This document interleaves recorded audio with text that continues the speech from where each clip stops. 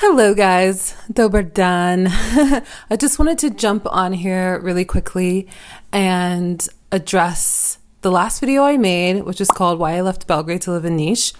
I understand that I haven't been on YouTube in a year, and if you don't follow me on Instagram, then you're not seeing my life every week, every month, what's going on, because I make a lot of Instagram stories. So I felt like there were some comments on the previous video. Some of them were kind of mean, but I was getting a sense that some people were just maybe confused about the way my life is kind of set up at the moment, which makes sense if the last thing you remember about me was I was that American girl who lived in Belgrade. So I saw a lot of comments like this, which is basically implying that I don't actually love Nis, that the only reason I could possibly want to spend time there is because it's cheaper than Belgrade. That comment was quite cynical, but there were some comments like that. And then I also saw comments like this. So this comment is kind of funny, kind of joking about how like, oh, Belgrade's expensive. Belgrade's expensive when, Americans have to leave. But I saw more comments that were kind of saying a similar thing, just in a more rude way, kind of insinuating that like, oh, I'm just cheap or something, or not really understanding the finances of someone who is always traveling and doesn't live in one apartment in one place and pays rent every month. That's not my life anymore. I'm always in a different accommodation every week, every month. Most people don't live a life where they're traveling every single week and they're in a different city or country every week, every single month. I still don't know where I'm going to live next week. I still have to book that, so anyway, I'm going to get into that, but I just wanted to use this video and explain a couple of things that I felt like might be confusing. So the first comment, being cynical that I actually love Nis, and the only reason that I want to spend time there is because it's cheaper than Belgrade. So I just want to start off by saying two things. So one, I don't live anywhere. I don't live in Belgrade.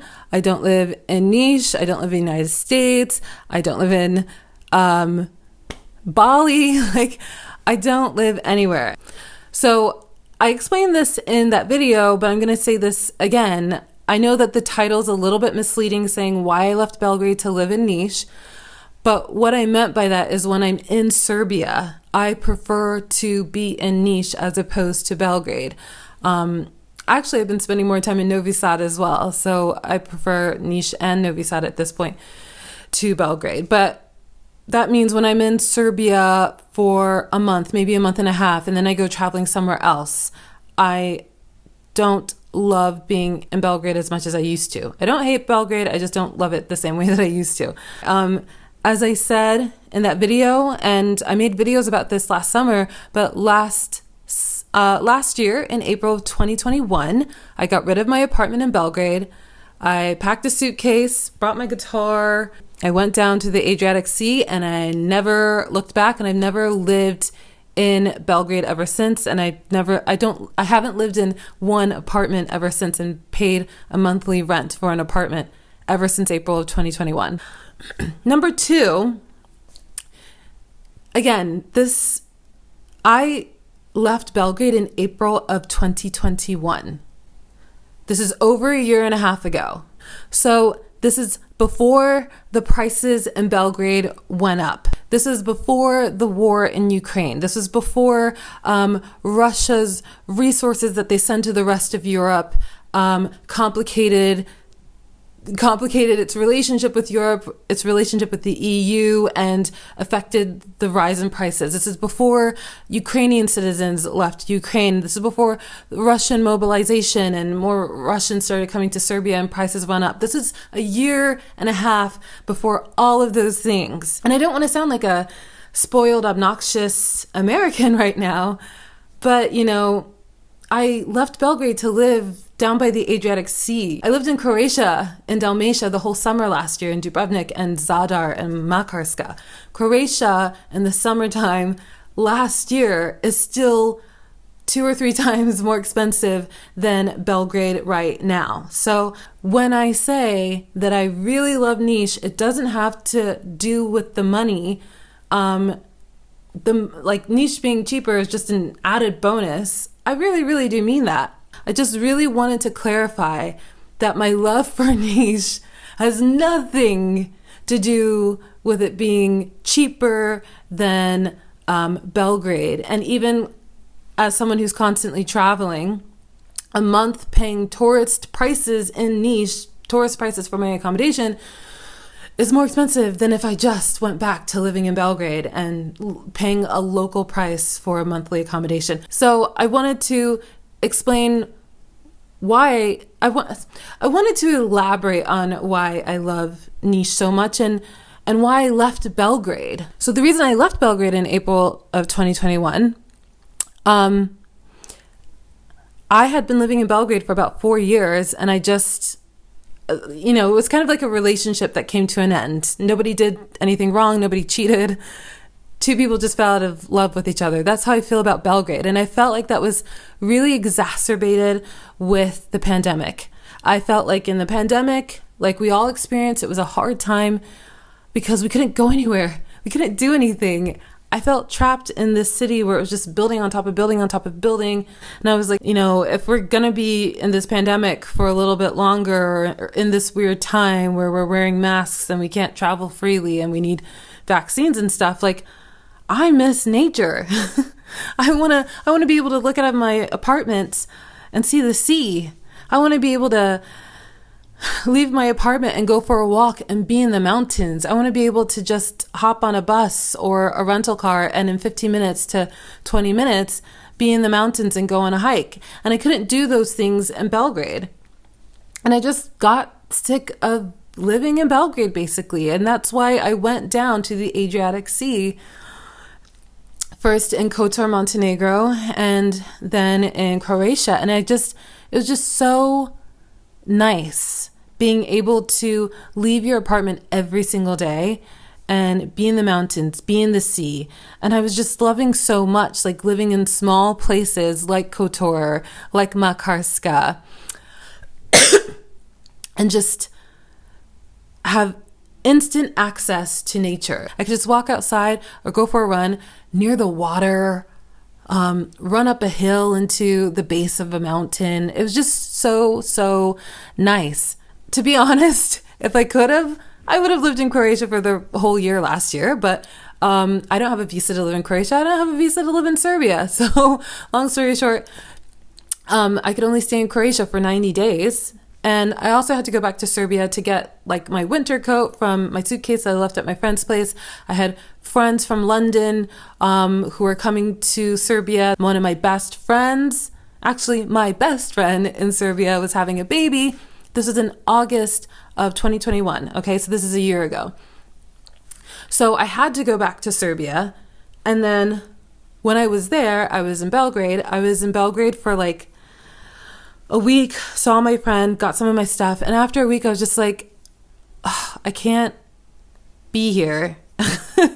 Like, I love Belgrade, but our relationship had ended essentially. And I was like, where can I go in Serbia where I can have a similar experience to what I had on the Dalmatian coast on the Adriatic Sea, but in Serbia? And of course, Serbia doesn't have the sea. And there's no city or town in Serbia like Ohrid in Macedonia, where even though Macedonia is a landlocked country, you have Ohrid, where there's this huge lake. So it feels like being on the sea, even though you're not. Serbia doesn't have that. So I was like, okay, that's fine. I just want some city where I can work remotely, have reliable internet. There's enough like major stores where I can get the things that I need that you can only find in cities. Where in Serbia can I accomplish that? So I was thinking of Užice, which I'd been to in 2018, and I love Užice. And the other option was Nis. And to me, Nis it just made so much sense. I was like, okay, that's where my best friend lives, who was having the baby. She had a baby the month I was there. Has the mountains, and I was just like, this is it. Užice was just too small. I love Užice so much. I think it's the most beautiful city in Serbia. If it was just a little bit bigger and it had a little bit more of the shops that I needed and a little bit more of the resources that a bigger city has, I probably would have gone with Užice. But Nis was the best option. Like the Belgrade just can't hold a candle to Nis in terms of if you're someone who's just craving nature, you want to every single weekend be able to, in 15 to 20 minutes, be in the mountains. It's like everywhere you go in Nis, you can see the beautiful Suva Planina, the Suva mountain.